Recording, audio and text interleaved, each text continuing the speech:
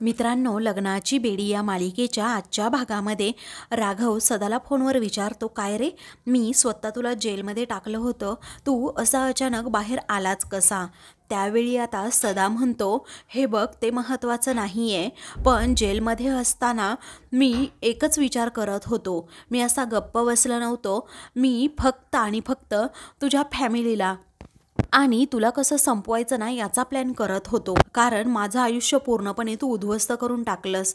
तेव्हा सिंधू इकडे आता स्वतःला सोडवून घेत असते. पुढे आता माझं आयुष्य उद्ध्वस्त झालं असेल तरीही माझ्या पाठीमागे सध्या कोणीही नाही आहे, त्यामुळे मला जरी फाशीची शिक्षा झाली ना तरीही मी घाबरत नाही, असं सदा रागातच म्हणतो. पण मी तुला कधीच सुखासुखी जगू देणार नाहीये, असं रागातच सदा पुढे म्हणतो. इकडे सिंधू आता स्वतःला सोडवून घेते आणि राजश्रीला म्हणते, शांत रहा. पुढे आता राघव आणि सदा हे फोनवर बोलत असतात. तेव्हा राघव आता रागातच म्हणतो, सदा, एक गोष्ट लक्षात ठेव, माझ्या फॅमिलीला जर काही झालं ना मी तुला अजिबात सोडणार नाहीये. त्याचवेळी सिंधू आता पटकन स्वतःला सोडवून तेथून जाते. इकडे आता सदा हा रागातच राघवला म्हणतो, हे बघ राघव रत्नपारखी, तुझ्यात जर हिंमत असेल ना त्या फॅमिलीची माझ्यापासून सुटका करून दे. असं म्हटल्याबरोबरच तो आता खूप चिडतो आणि रागातच फोन राघवला समजतं की सदाने अचानक फोन ठेवलाय, त्यामुळे राघव आता खूपच चिडतो. इकडे सदाला आता खूप राग आलेला असतो, कारण राघवने त्याला चॅलेंज केलेलं असतं आणि मग त्याची माणसं आता तेथे येतात आणि म्हणतात की बॉस, सगळं काम झालं आहे, सगळ्या घरामध्ये बॉम्ब लावले आहेत. तेव्हा सदा आता खूप हसतो आणि म्हणतो, आता कुणीही दरवाजा उघडला ना हे रत्नपारखी अलिशान घर उद्ध्वस्त होणार. असं म्हणून तो जेव्हा मागे पाहतो ना तेव्हा सिंधू मात्र तेथे नसते. तेव्हा सदाला आता खूप मोठा धक्का बसतो. तेव्हा आता सिंधू तेथे नसते, त्यामुळे तो आता त्याच्या माणसांना विचारतो, अरे हसताय काय, सिंधू कुठे आहे? असं म्हणून तो जरा घाबरतो आणि त्याच्या माणसांना पुन्हा कामाला लावतो. तेव्हा ती पळायला नाही पाहिजे असं आता रागातच सदा म्हणतो. तेच राजश्रीचे केस पकडत तिला विचारतो, ए म्हातारे, कुठे आहे ग तुझी ती सिंधू, बोल लवकर. असं म्हणून तिच्या तोंडातील तो बोळा काढतो. तेव्हा राजश्रीला आता खूपच त्रास होत असतो. त्यावेळी ती म्हणते, मला नाही माहीत सिंधू कुठे गेली नक्की. तेव्हा ऋतुजा आणि राजश्री हे सर्वजण घाबरलेले असतात, कारण आता सिंधू कुठे गेली हे कुणीच सांगायचं नाही असं त्या एकमेकींना खुणावून आता सांगत असतात, इशारा करत असतात.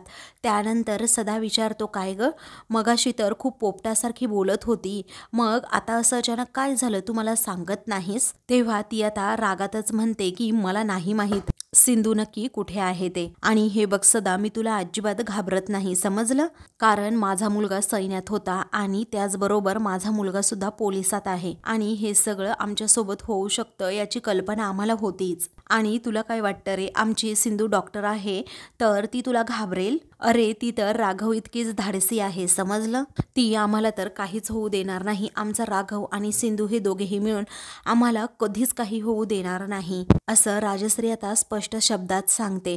त्याच वेळी आता सदाला अजूनच राग येतो.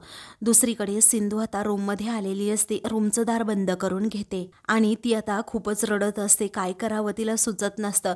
घरातील सर्वजण आतमध्ये असतात आणि सगळीकडे बॉम्ब लावलेले असतात याची ही कल्पना तिला असते. दुसरीकडे राघव आता त्याच्या सर्व सहकाऱ्यांना सांगतो, मी तुम्हाला कल्पना दिलेली आहे, घराचा नक्की नकाशा कसा आहे ना हे सुद्धा मी तुम्हाला दाखवलंय आणि मला जो व्हिडिओ कॉल आला त्यानुसार त्या आतंकवाद्यांनी माझ्या सर्व घरच्यांना हॉलमध्ये अगदी बंदी बनवून ठेवलंय, त्यामुळे तुम्ही सुद्धा अलर्ट राहा आणि त्याप्रमाणे काम करायला सुरुवात करा. त्यानंतर आता राघव अजून एक सूचना देतो, रत्नपारखी घराला आपल्याला पूर्ण चारही बाजूंनी वेढा घालायचा आहे. त्यांच्याकडे कोणते वेपन्स आहेत याची आपल्याला काहीच माहीत नाहीये, आपल्याला सज्ज राहून अटॅक करायचा आहे, समजलं. तेव्हा सर्वजण यस सर असं म्हणतात. तेव्हा देशमानेंना तयारी करण्यासाठी फक्त राघव 15 मिनिटांचा अवधी देतो. तर राघव आपल्या फोर्ससह घरी जाण्याची तयारी करू लागतो. त्याच वेळी आता सिंधूचा त्याला व्हिडिओ कॉल येतो. तेव्हा सिंधूचा कॉल लगेच रिसीव्ह करत राघव विचारतो काय झालं, तू ठीक आहेस ना सिंधू? मग आता सिंधू म्हणते राघव काहीही ठीक नाहीये. अहो तो सदा पूर्ण तयारीनिशी इथे आलाय. तेव्हा त्याने काय काय तयारी केली, तू अजिबात घाबरू नको, मला सांग फक्त एकदा, असं राघव म्हणतो. आपली फोर्स तयार आहे. त्यावेळी आता सिंधू म्हणते नुसती फोर्स आणून इथे काही उपयोग होणार नाही, कारण त्याने ना आपल्या पूर्ण घराला बॉम्ब लावले आहेत. हे म्हटल्यानंतर राघवच्या पायाखालची जमीनच सरकते. आता त्याला पुढे काय करायचं ही ॲक्शन घ्यायची असते. आणि मग सिंधू म्हणते ती सगुणा आहे ना, ती सुद्धा सदाच्या गँगमध्ये सामील आहे. राघव म्हणतो मला डाऊट आलाच होता. त्यानंतर आता सिंधू म्हणते की बॉम्ब स्क्वॉडला सुद्धा घरी घेऊन यावं लागेल राघव. राघव म्हणतो ठीक आहे, मग आपलं पूर्ण घर उडवण्याचा त्याचा प्लॅन आहे राघव, असं सिंधू आता सांगते.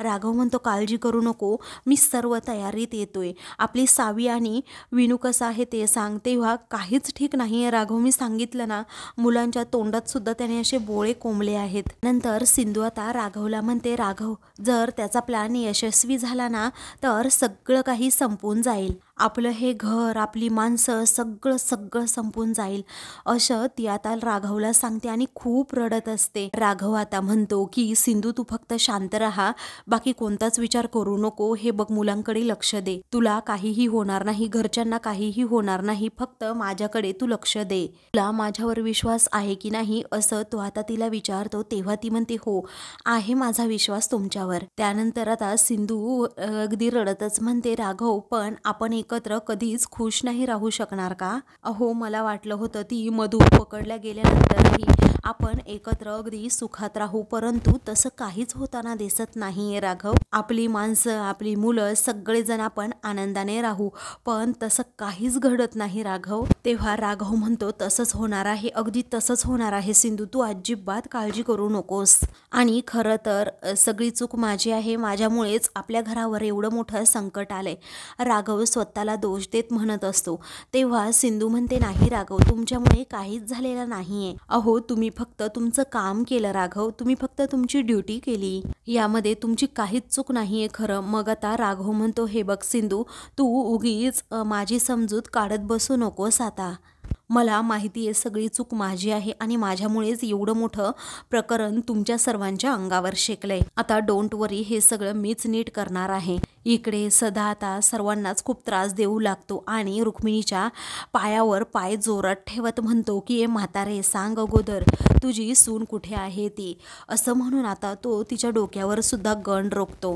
तर आता ती म्हणते नाही सांगणार, तिच्या तोंडातला बोळा त्याने काढलेला असतो. तेव्हा आता नाही सांगणार का तू कुठे आहे ती, असं म्हणून तो पुन्हा एकदा तिला मारण्याची धमकी देतो. तेव्हा रुक्मिणी आता खूपच जोरात ओरडते, तिला काय करावं सुद्धा सुचत नाही. त्यावेळी आता सर्वजणी खूप घाबरलेल्या असतात, कारण आता सदा हा अजिबात कुणावर दयामाया दाखवत नसतो, तो डायरेक्ट आता डोक्यावरच गण रोखून ठेवतो.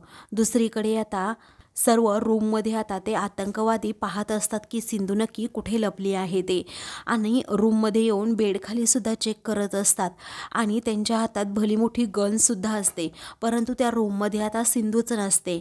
सदा आता घरातील बायकांना खूपच त्रास देऊ लागतो आणि त्यांना धमकावू लागतो, परंतु आता रुक्मिणी सांगतच नाही की सिंधू नक्की कुठे आहे. पण आता सदा म्हणतो तू नाही सांगितलं ना तरी मला माहीत आहे ती या घराच्या बाहेर पडू शकतच नाही, कारण या घरातून जाण्याचे सर्व मार्ग आता पूर्णपणे बंद आहेत, समजलं. दुसरीकडे सिंधू आता राघवकडून प्रॉमिस मागते की तुम्ही आपल्या मुलांना काहीच होऊ देणार नाही राघव. तेव्हा तो म्हणतो सिंधू मी तुला प्रॉमिस देतोय, आपल्या घरातील सर्वांना त्याचबरोबर आपल्या मुलांना मी काहीही होऊ देणार नाही, हा माझा तुला शब्द आहे. तेव्हा सिंधूच्या जरा जीवात जीव येतो. इकडे आता सगुणा राजश्रीवर गण रोखते आणि तुझी सून कुठे आहे असं विचारते, पण आता राजश्री म्हणते खरंच मला माहीत नाही, माझ्या तोंडातील अगोदर बोळा काढ. मग आता मधू त्यांना खुणावते. तेव्हा राजश्री म्हणते अगं काढ ना तोंडातला हा बोळा.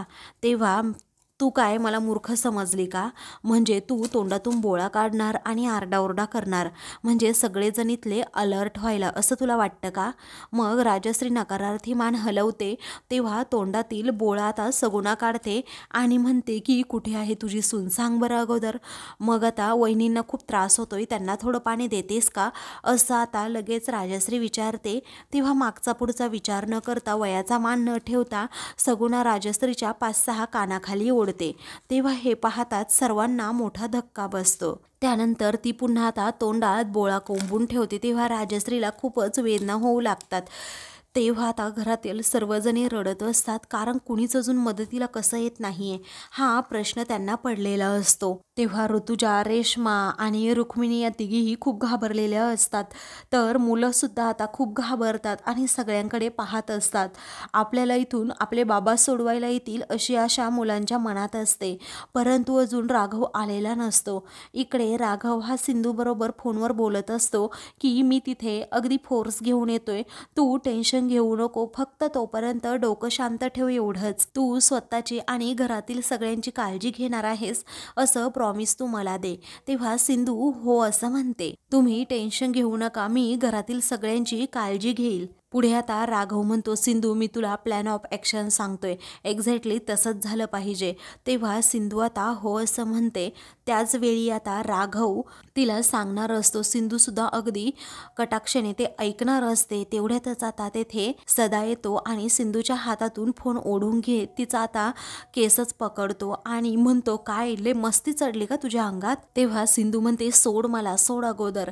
तेव्हा रागातच राघव तिकडून ओरडतो, सदा सोड माझ्या सिंधूला. त्यानंतर सदा आता रागातच म्हणतो की बरं झालं तू मला व्हिडिओ कॉल केलास राघव, आता तू बघतच राहा, तुझ्या डोळ्यासमोर तुझ्या बायकोचीच मी काय हाल करतो, तिची काय अवस्था करतो ना ते बघ. तेव्हा सदा सोड सिंधूला असं रागातच राघव म्हणत असतो, परंतु सदा काही केले ऐकत नसतो. तो आता राघवला म्हणतो, नाही सोडणार मी तुझ्या सिंधूला, तुला काय करायचं असेल ना ते कर. त्यानंतर आता राघव म्हणतो, हे बघ तुझा राग माझ्यावर आहे ना, मग मला जी काही शिक्षा द्यायची असेल ती दे, पण माझ्या सिंधूला सोड. राघव अगदी शांतपणे सुद्धा त्याला म्हणत असतो आणि रागात सुद्धा म्हणत असतो, रिक्वेस्ट करत असतो. त्यानंतर आता राघव म्हणतो, प्लीज आय एम सॉरी सदा, तुला जर माझ्यामुळे काही त्रास झाला असेल तर. अरे मी कान पकडून माफी मागतो, पण प्लीज माझ्या सिंधूला सोड आत्ता या क्षणी तू. तेव्हा आता राघव पूर्णपणे हताश होऊन जातो, कारण सदा ऐकतच नसतो. तो सारखं सारखं म्हणत असतो, बघ मी आता काय काय करतो ते. त्याचा राग अजूनच वाढलेला असतो. रागाने त्याचे डोळे अक्षरशः लाल झालेले असतात. मग राघव आता जणू काही शरणागतीच पत्करायला निघतो आणि म्हणतो, प्लीज अरे सोड माझ्या सिंधूला आता तू. पुढे आता राघव म्हणतो, हे बघ मी मागशील ना तू ते द्यायला तयार आहे, परंतु तू माझ्या माणसांना सोड, माझ्या सिंधूला सोड. बोल तुला काय हवंय ते बोल, मी तुला लगेच द्यायला तयार आहे असं राघव अगदी तळमळीने त्याला विचारत असतो. अरे तुला जितके पैसे हवे असतील तितके द्यायला मी तयार आहे. परंतु आता सदा हा अजून चिडतो आणि म्हणतो, ए गप्प बस रे. अरे पैशांचा माज ना मला नको दाखवस, कारण तुझ्या त्या पैशांना मी अजिबात भुलणारा नाहीये. त्यावेळी आता या पैशांना मी अजिबात भीक घालत नाही, कारण मला इतिहासाची पुनरावृत्ती करायची नाहीये. रागातच आता सदा म्हणतो, अरे तुला आठवत असेल ना की मी माझ्या बायकोसाठी आणि मुलासाठी तुझ्याकडे रडत होतो, तेव्हा आता त्याला आठवतं की कशाप्रकारे मी राघवला रिक्वेस्ट करत होतो. सदाला गोळी मारली होती तेव्हा तो राघवला सांगत होता की माझी बायको प्रेग्नेंट आहे आणि मग माझं मूल जन्माला येण्या अगोदर ते देशद्रोह्यांचं मुलगा आहे अशी त्याची ओळख असायला नको, त्यामुळे तू त्यांना दुसरीकडे कुठेतरी घेऊन जा. आणि राघवने तसं प्रॉमिससुद्धा केलेलं असतं आणि त्याप्रमाणे सगळं काही राघवने त्याच्यासाठी होईल तेवढं केलेलं असतं. परंतु आता सदाने खूप मोठा गैरसमज करून घेत राघवला खूप मोठी शिक्षा दिलेली असते. आणि राघव, मला वाटलं होतं की माझा मित्र मला तेव्हा भेटायला आला होता, परंतु तसं नाही, माझा मित्र मला भेटायला आलाच नव्हता. अरे पोलिसांचा गुलाम मला भेटायला आला होता, हे तर मला कधीच समजलं नव्हतं. राघव म्हणतो, हे बघ मी तुला आत्ता या क्षणी सांगतोय की त्यावेळी सिच्युएशन खूप वेगळी होती आणि आत्ता खूप वेगळी आहे, त्यामुळे मी तुला रिक्वेस्ट करतोय की माझ्या घरच्यांना सोड. त्यानंतर आता सदा हा सिंधूला जोरातच बेडवर ढकलतो आणि म्हणतो, बघ आता मी काय करतो ते. आणि असं म्हणून तिच्या डोक्यावर तो गणच रोखतो. सिंधू आता खूप घाबरते आणि राघव राघव मला वाचवा असं जोरात ओरडत असते. राघव आता सदाला फोनमधूनच म्हणतो, अरे तू जरा शांत राहा सदा, मी तुला काय म्हणतोय की माझ्या घरच्यांना तू काही करू नको, मी माफी पण मागतोय ना तुझी, तरीही तू एवढा का प्राण्यासारखा वागतो कळतच नाही. त्यावेळी सदा म्हणतो, हे बघ, मी तुझ्या बायकोला आणि तुझ्या घरच्यांना असा सोडून देईल, परंतु आता एक गोष्ट लक्षात ठेव, तुला 3 तासांचा अवधी मी फक्त देतो आणि त्या 3 तासांमध्ये तू काय करायचं माहिती आहे का?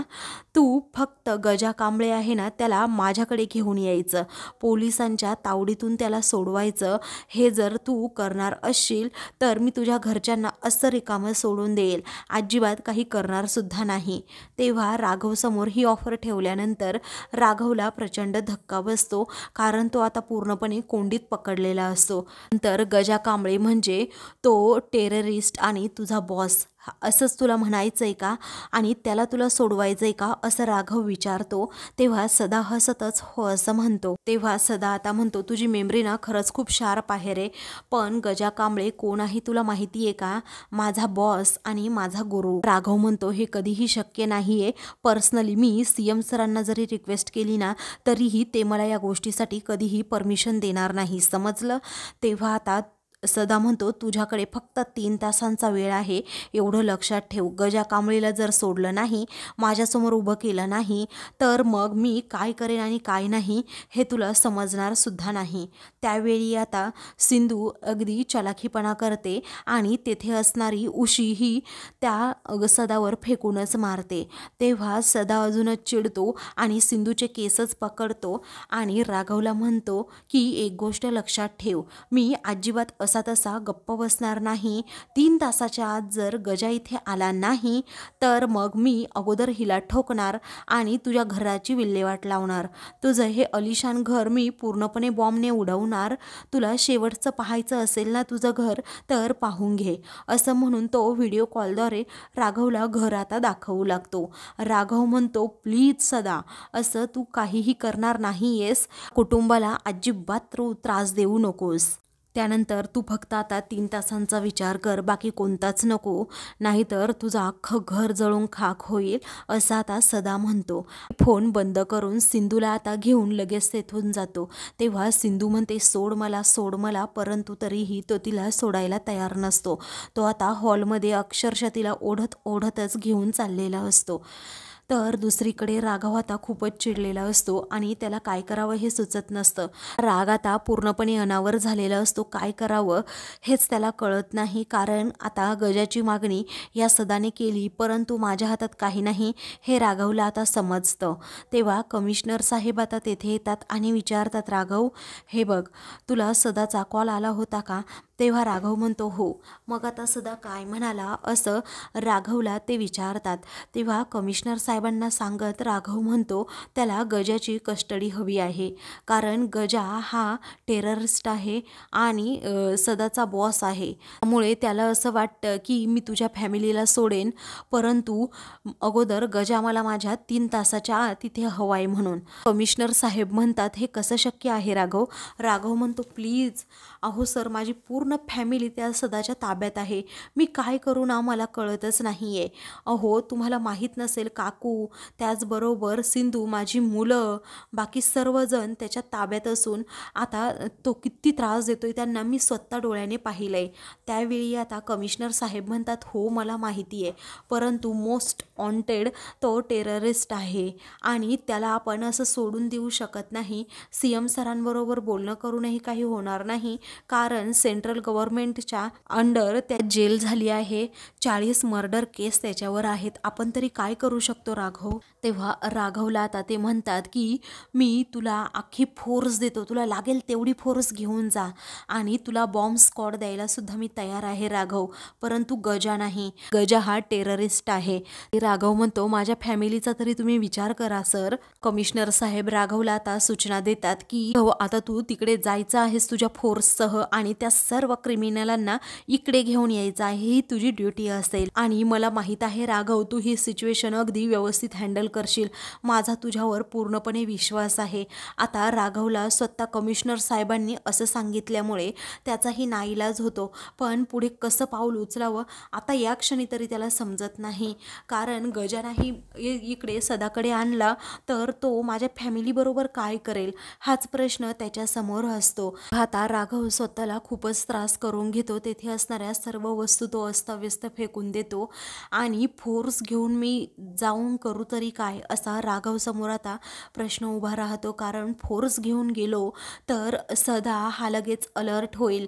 गजाला जर तिकडे घेऊन गेलो तर मग सदा लगेच माझ्या घरच्यांना सोडून देईल असं राघवला वाटत असतं.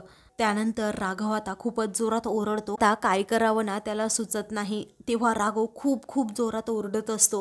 टेन्शन न घेता कृती करण्याची वेळ आलेली असते. तो जोरात ओरडत असताना देशमाने तेथे येतात आणि विचारतात, काय झालं राघव सर, असा स्वतःला त्रास करून घेऊ नका प्लीज. मग त्या सदाला मी काही सोडणार नाही, आपण आता गजाला तिकडे घेऊन जायचंय, असं आता राघव म्हणतो. तेव्हा हे कसं शक्य आहे असं आता देशमाने विचारतात. तेव्हा आता राघव म्हणतो की हो, आता देशमाने आपण फक्त आणि फक्त गजाला घेऊन जायचंय तिकडे. त्यावेळी आता देशमाने विचार करतात की गजाला घेऊन तरी जाणार कसं. तर आता मित्रांनो, पुढील भागामध्ये राघव हा त्याच्या फोर्ससह आता दरवाजाजवळ येतो आणि दरवाजाजवळ आल्यानंतर सर्वांच्या हातात आता गन असते. इकडे आता सिंधूने सगुणाला पकडलेलं असतं आणि तिच्या डोक्यावर गन रोखून ठेवलेली असते आणि सदाला बरोबर तेथे खाली पाडलेलं असतं. तेव्हा तो कसाबसा आता उठतो. मग आता तो म्हणतो, मी दरवाजावर बॉम्ब लावलाय. त्यावेळी सिंधू म्हणते, तू घाबरू नको, मी एका पोलीस ऑफिसरची मुलगी आहे आणि IPS ऑफिसर आहे ना त्याची बायको आहे, त्यामुळे माझा निशाणा तर बरोबर लागू शकतो. तेव्हा जास्त शहाणपणा करतेस का, असं म्हणून सदा तिच्या हातातून गन ओढूनच घेतो आणि म्हणतो की जास्त शहाणपणा केला ना, आता बघ याचे परिणाम भोगायला तयार राहा, असं म्हणून तो आता मुलांवरच गन रोखतो. तेव्हा सिंधू आता रिक्वेस्ट करते, माझ्या मुलांना काहीही करू नको. अशाच मालिकेंचे पुढील भाग पाहण्यासाठी चॅनलला सबस्क्राईब करा.